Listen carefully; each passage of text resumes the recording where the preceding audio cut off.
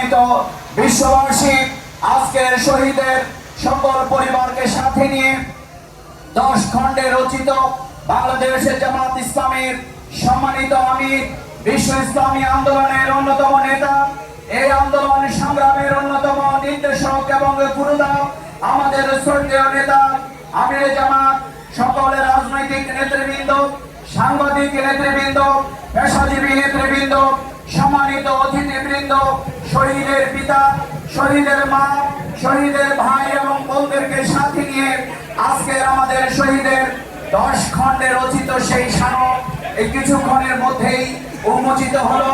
আমাদের শ্রদ্ধেয় আমির জামাত আজকের এই স্মারক উন্মোচন করেছেন সকল নেতৃবৃন্দকে সাথে নিয়ে, যারা এই অসাধ্য কাজকে আমাদের সামনে নিয়ে আসার জন্য অক্লান্ত পরিশ্রম করেছেন, ঐতিহাসিক ভূমিকা পালন করেছেন, যারা তথ্য দিয়ে আমাদেরকে সহযোগিতা করেছেন। আজকের এই গুরুত্বপূর্ণ ঐতিহাসিক ক্ষণে আমরা তাদের জন্য মহান পরওয়ারদিগারের দরবারে শুকরিয়া এবং ধন্যবাদ জানাচ্ছি।